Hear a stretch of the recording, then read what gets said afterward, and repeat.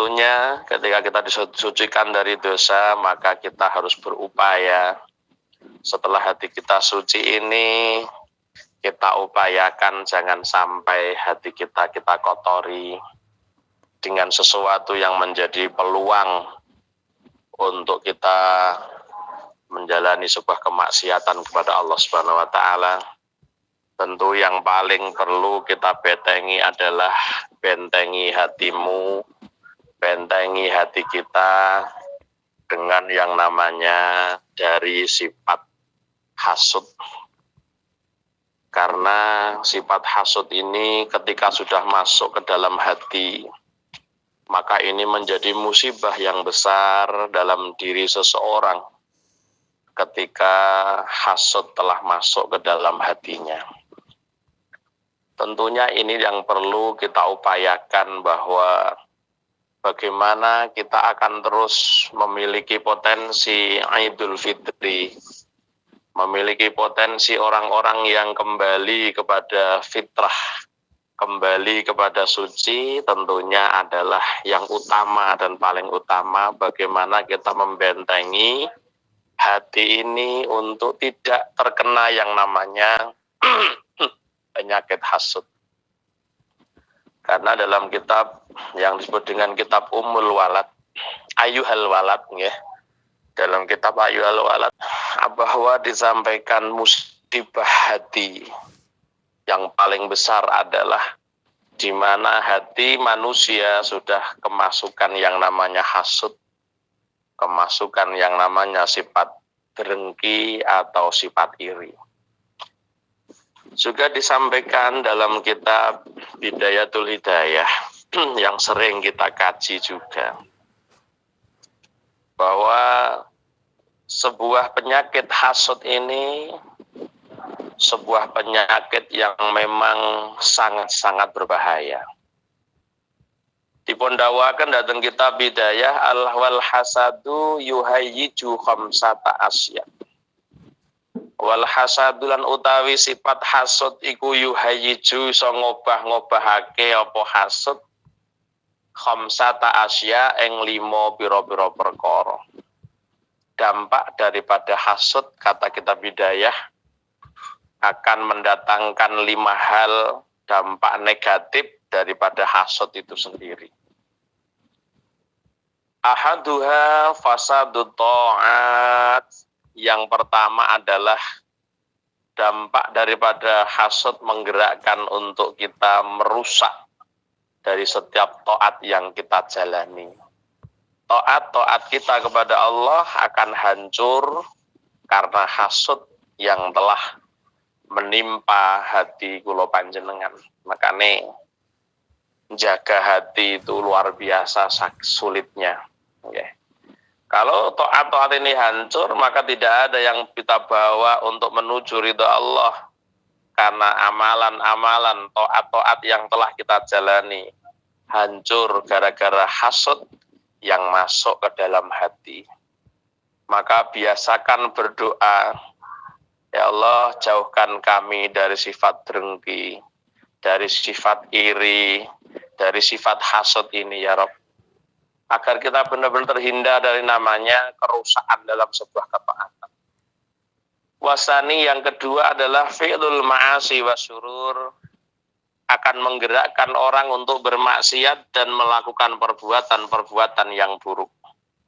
Ini gara-gara hati yang terisikan dengan sifat hasud. Jadi akan menggerakkan sebuah kemaksiatan dan juga perilaku-perilaku yang buruk. Ya jelas perilaku buruk artinya perilaku yang potensi dosa. Potensi dosa karena dianggap sebuah kemaksiatan kepada Allah Subhanahu wa taala. Yang ketiga, dampak daripada hasud at-ta'abu wal hammu min ghairi faidatin, yaitu kangelan, rekoso, susah sing tanpa ana paedahe. Orang hasud itu gelisah. Orang itu kalau punya penyakit hasud gelisah, sampai gelisahnya dibawa dalam setiap sholat. Dan jenengan mboten percaya, cobi hasud jenengan kepada seseorang, pasti melintas di setiap tengah-tengah sholat panjenengan. Hasud kita kepada orang lain ini melintas di sebuah sholat atau di tengah-tengah sholat yang sedang kita lakukan. Di samping itu membuat kita gelisah, membuat kita susah, yang susahnya tidak ada faedah. Maka buat apa susah, susah itu tak ada gunanya. Karena orang-orang yang telah diserang oleh penyakit hati yang namanya hasud. Jadi timbul kepayahan, wes gampang penyakitan, wong sing ngoten niku kan sehat angel.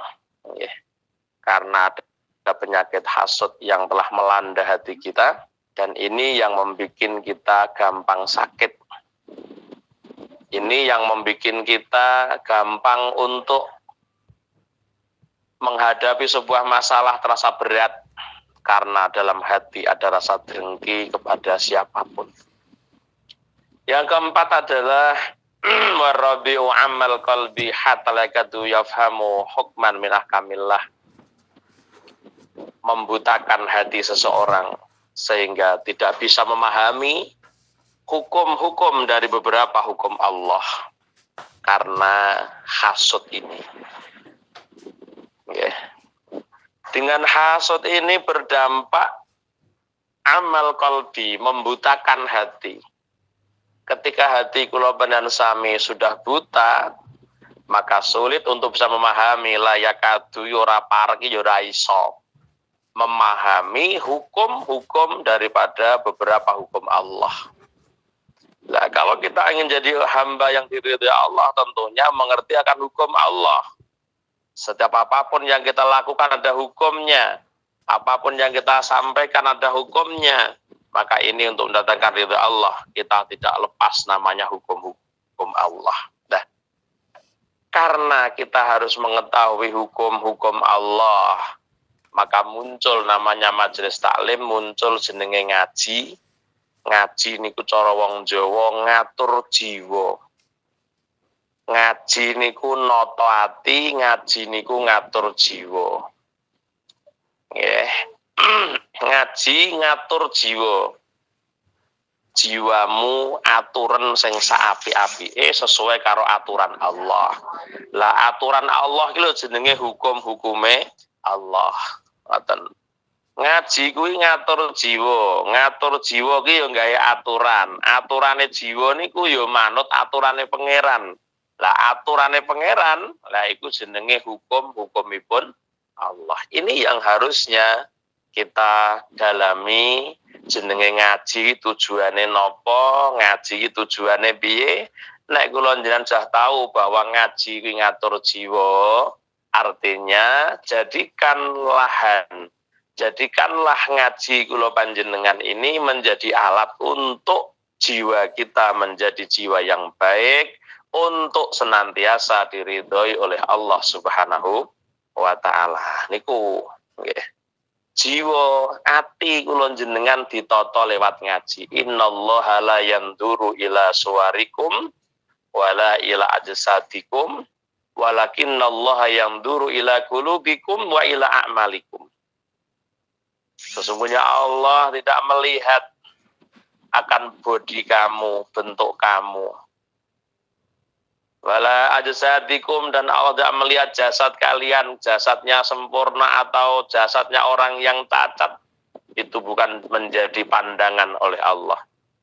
Walakinnallaha yanduru ila qulubikum, akan tetapi Allah akan melihat akan hati kalian. Walaupun dari orang yang cacat tapi hatinya baik, Allah ridho. Walaupun dari orang yang tidak tampan, orang yang tidak cantik tapi hatinya baik, Allah ridho. Sehingga inilah menjadi timbul kecantikan yang abadi, kecantikan yang sangat istimewa ketika kecantikan tumbuh dari hati yang baik. Wa ila amalikum, jelas kalau orang ini hatinya baik, pasti amalnya baik. Sebagaimana baginda mengatakan la yastaqimu imanu abdin hatta yastaqima qalbuhu. Tidaklah akan istiqomah, tidaklah akan jejak akan iman seseorang sehingga hatinya orang itu istiqomah. Wala yastaqimu qalbu abdin hatta yastaqima lisanuhu. Hati seseorang tidak akan bisa istiqamah sehingga orang itu lesannya pun juga istiqamah. Jamaah yang dirahmati Allah, dimanapun Anda berada, apapun aktivitasnya, kembali majelis taklim dibangun bukan hanya untuk sekedar berlomba-lomba dalam rangka mencari nama besar, tapi majelis taklim dibangun dalam rangka untuk ngatur jiwa, ngaji yo ono ngaji sing ngaji ngatur jiwa. Sehingga dampak daripada sebuah kajian ya, ini akan menjadi sesuatu yang luar biasa, sehingga ketika itu tidak muncul dalam diri kita apalah artinya ya, apalah artinya, maka ngaji menjadi penting, majelis taklim menjadi penting. Majelis taklim niku yo ngaji niku jenenge majelis taklim. Majelis taklim itu tempat duduknya orang yang belajar ya jenenge ngaji. Tempat duduknya orang yang belajar itu namanya ngaji. Maka dari itu disampaikan oleh Sayyidina Ali bin Abi Thalib karamallahu wajhahu an-nasu salasatun. Manusia itu ada 3 macam. Nggak ada yang lepas dari 3 macam jenis manusia ini. Kalau jenengan ada di salah satu dari posisi 3 ini, maka tidak mungkin ada di posisi 2. Kalau Anda di posisi 2, salah satunya nomor 2, tidak mungkin ada di posisi 1 dan posisi 3 dan seterusnya. Pokoknya kita akan berada di antara 3 posisi ini. Kata Sayyidina Ali, an-nasu salah satu. Manusia ada 3 macam. Alimun, Rabbabiyun, yaitu orang alim yang mendidik, wa muta'allimun ala sabilin najah, yang kedua orang yang belajar untuk mendapatkan keselamatan, yang ketiga naudzubillah ojo sampai dadi senomor 3, yang ketiga nopo, yang ketiga adalah wasairun nasi hamajun ru'aun adba'un kullana ikin yamiluna ma'akuli rihin. Kata Sayyidina Ali, manusia itu ada 3 macam. Alimun robabiyun, seorang alim yang mendidik santrinya, seorang alim yang memberikan kajian kepada jamaahnya, kepada muridnya. Yang kedua, wa muta'allimun ala sabilin najah, seorang yang belajar dalam tujuan untuk mendapatkan keselamatan. Soalnya lek zaman gak pinter juga selamat, sing selamat ya wong sing iso pinter nekani apa sing dadi hukumipun Allah, inilah nanti orang yang selamat. Jenengan bodoh, ora kidul, lelungan, ya ora mungkin teko omah sampean bingung ora iso maca. Ngerti, kudu belajar, tujuannya golek selamat. Manusia ada 3, 1 alimun rubabiyun, kemudian muta'alimun ala sabilin najah, wong sing belajar krana golek dalane selamat. Wasairun nas, selain dari 2 itu, dianggap apa? Hamajun ru'aun. Selain sangka wong loro kuwi, hamajun kaya mimik, ru'aun kang rubung, ya. Ru'aun kang rubung, adba kulina ikin ing irunge saben-saben raja kaya. Seperti mimik sing rubung irunge kewan. Liyane kuwi mimik. Nah, makanya Masya Allah, wujudnya majelis taklim menghindarkan kita seperti mimik. Katut angin ngalor, katut angin ngidul kuwi mimik. Sake entenge mimik, kegawa angin kolor ya melok ngidul, pogo angin kok kidul melok ngalor, kegawa angin kok kulon melok ngetan, kegawa angin kok tan melok kondak di pendirian wis jenenge mimik. Nah, makanya kita jadilah di antara ini 2, alimun rubabiyun atau muta'allimun ala sabilin najah. Nah, kalau kita jadi seorang guru, pasti buatan seorang murid. Tapi kalau kita seorang murid, tidak mungkin jadi guru. Tidak mungkin seorang guru, namun kita bisa menjadi seorang guru setelah kita jadi murid. Nah, iku lah sing repot orang tahu jadi murid, moro-moro jadi guru lah kuwi perkara. Nggih. Makanya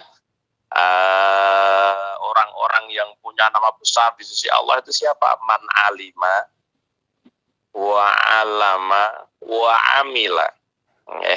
Man alama wa alima wa man alima wa alama wa amila.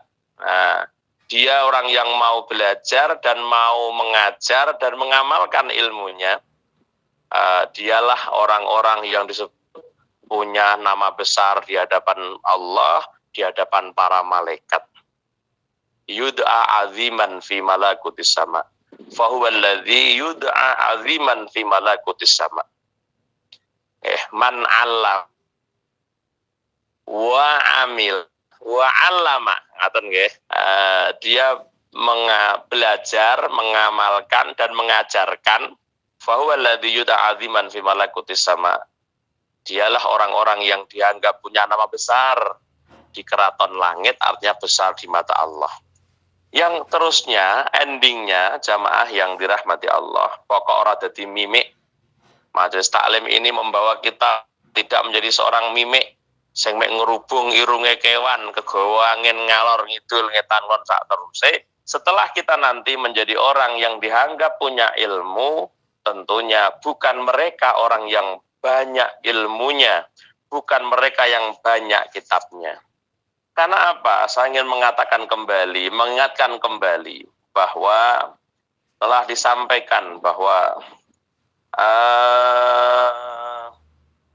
disampaikan anna rajulan fi bani Israel jama'a samanina tabutan minal ilmi.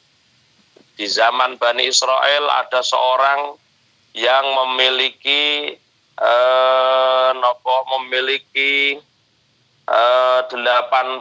peti dari ilmu. Wah, kitabe sampai 80 lemari. Kitabe saunduk, kitabe sembarang kitab duwe. Wah, kesan iki. Banyak orang-orang alim segala kitab dia punya. Jenis kitab sing urung taun jenengan krungu lho ndek duwe. Kitabe sampai 80 peti, cara kene saiki 80 lemari niki omah ilmune. Akhirnya ketika di zaman Bani Israel ada seseorang yang memiliki 80 peti dari ilmu. Fa'auhallahu ta'ala ila nabiyyin minal anbiya. Akhirnya Allah memberikan wahyu dari satu nabi pada satu nabi dari beberapa nabi yang Bani Israel, angkul lihadal hakim.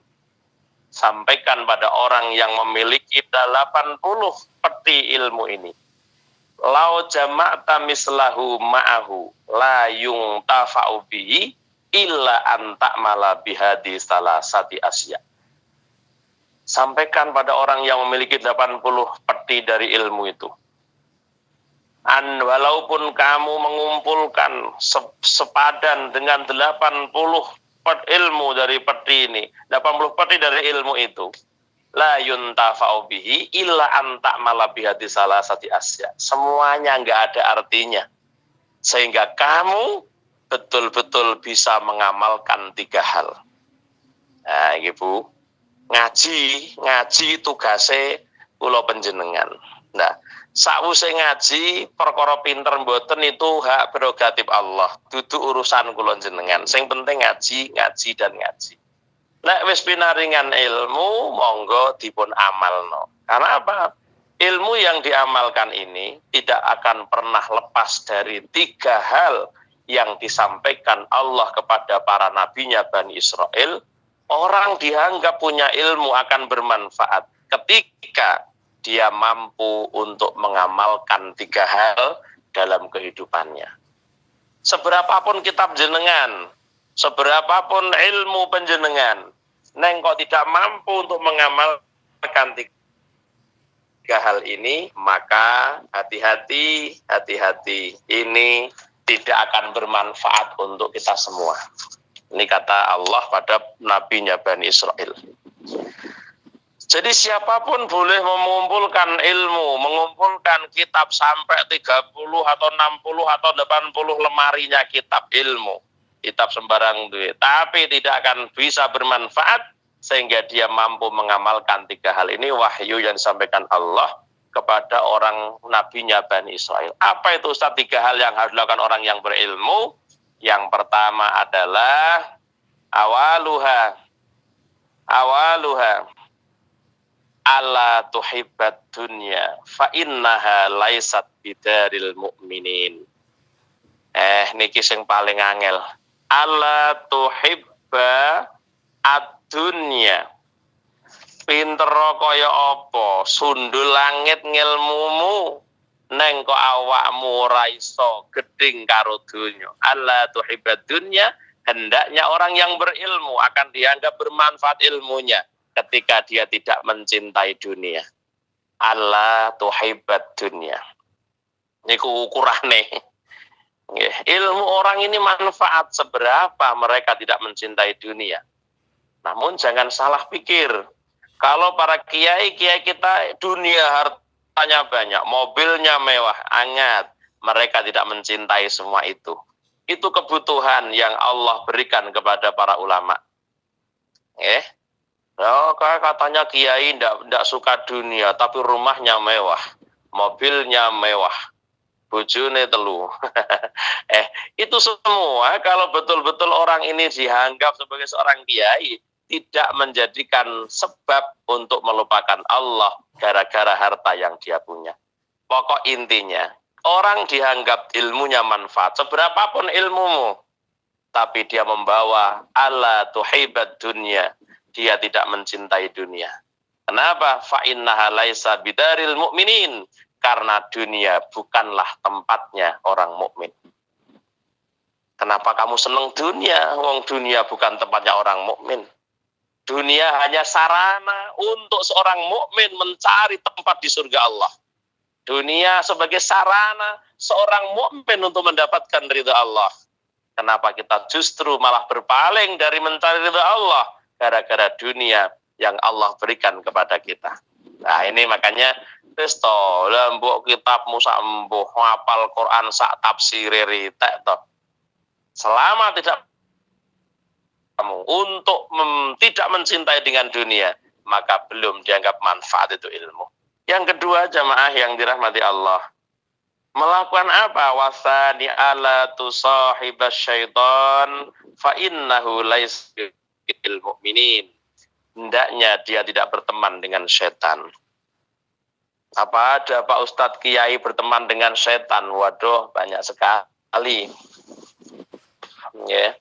Dia berteman dengan setan, menuruti keinginan hawa nafsunya. Dia belum bisa untuk mencegah keinginan nafsunya. Dia belum bisa untuk mengendalikan hawa nafsunya. Dia belum bisa untuk mengatur nafsunya.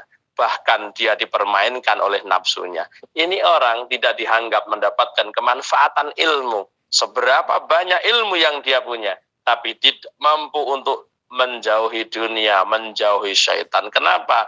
Fa innahu laisa birofiqil mu'minin, karena setan bukanlah temannya orang mukmin. Yang terakhir, ibu-ibu, mbak yang dirahmati Allah, yang ketiga, hendaknya orang yang berilmu banyak mampu untuk mengamalkan 3 hal. Apa itu? Wasalisu alla tu'ziya al-mu'minin, alla tu'ziyal mu'minin, hendaknya tidak menyakiti sesama mukmin. Kenapa? Fa'innahu laisa bi khirfatil mu'minin. Menyakiti, merugikan sesama mukmin itu bukanlah pekerjaan seorang mukmin yang sesungguhnya. Makanya kalau ada orang menyakiti mukmin yang lain, dia bukan lagi dianggap bermanfaat ilmunya. Tapi itu bukanlah profesi seorang mukmin yang hanya menyakiti mukmin yang lain.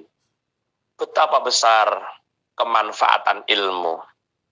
Betapa penting majelis taklim untuk kita kembangkan agar kita semua mendapatkan keselamatan dunia hingga keselamatan di akhirat. Jamaah yang dirahmati Allah, dimanapun Anda berada, apapun aktivitasnya. 3 amalan yang menggambarkan seseorang dianggap punya manfaat ilmu. Ini bersumber dari kajian-kajian yang kita kaji. Kemudian bersumber dari bagaimana kita mengendalikan hawa nafsu, yang semua itu akan membawa kita untuk bisa menjadi orang-orang yang mampu mengamalkan 3 hal ini. Namun semuanya itu tak semudah membalikkan telapak tangan ibu-ibu Mbak yang dirahmati Allah ya. Karena biar bagaimanapun tazkiyatun nafsi, membersihkan hati, riyadatun nafsi, ngajar nafsu, ini bukan sesuatu yang mudah untuk kita laksanakan, karena ini juga membutuhkan yang namanya seorang murabbir ruh, seorang pembimbing hati, agar kita mampu untuk melaksanakan 3 menjadi sumber amalan ilmu seseorang dianggap bermanfaat. Ketika tidak ada 3 amalan ini, maka artinya bohong. Ilmu yang kita punya hanya sebagai perantara untuk mendatangkan murka Allah Subhanahu wa ta'ala. Mudah-mudahan kita yang hadir di aula 3 Sonariah melalui acara halal bihalal sekaligus miladnya 3 Sonariah yang ke-9, mudah-mudahan mampu membawa kita semua menjadi insan yang senantiasa diridhai Allah Subhanahu wa ta'ala, menjadi insan yang senantiasa mampu mengamalkan ilmunya, yang ilmu yang diamalkan membawa kita semakin takut kepada Allah, semakin membawa kita untuk dekat kepada Allah Subhanahu wa ta'ala. Amin, amin, ya Rabbal Alamin. Kita doakan bersama, mudah-mudahan Majelis Taklim di Gustaria senantiasa jaya di udara, jamaahnya pun paling istiqomah, pun paling istiqomah, sehingga memunculkan Majelis Taklim yang benar-benar mampu untuk membawa umat selamat fid dini wa dunya hatal akhirat. Allahumma amin. Semua yang hadir di Allah, mudah-mudahan Allah juga meridhoi, mengijabahi apa ingkang dados hajatullah panjenengan, baik hajat dunya tuwin hajat akhirat ya. Amin. Amin. Amin. أعوذ بالله من الشيطان الرجيم بسم الله الرحمن الرحيم الحمد لله رب العالمين الرحمن الرحيم مالك يوم الدين إياك نعبد وإياك نستعين اهدنا الصراط المستقيم صراط الذين أنعمت عليهم غير المغضوب عليهم ولا الضالين آمين. اللهم صل وسلم على سيدنا محمد والحمد لله رب العالمين حمدا يوافي آمين. يا ربنا لك الحمد كما ينبغي لجلال وجهك وعظيم سلطانك اللهم يسر آمين مع رحاد قلوبنا وأبداننا والسلامة والعافية في ديننا والدنيا وكن لنا صاحبا في سفرنا وخليفة في أهلنا اللهم إنا نسألك يا الله إيمانا دائما وقلبا خاشعا ولسانا ذاكرا وبدنا على ذلك صالحا وولدا صالحا يا الله ولدا صالحا وصالحا وعلما نافعا وعملا مقبولا ورزقا حلالا طيبا مباركا وعمرا طويلا بحسن ربنا آتنا في الدنيا حسنة وفي الآخرة حسنة وقنا عذاب النار سبحان ربك رب العزة عما يصفون وسلام على المرسلين والحمد لله رب العالمين. Saged kula aturaken kirang langkung pangapunten wa akhiran wallahu muwaffiq ila aqwamit thoriq wa lakum minkum. Wassalamualaikum warahmatullahi wabarakatuh. Waalaikumsalam warahmatullahi wabarakatuh.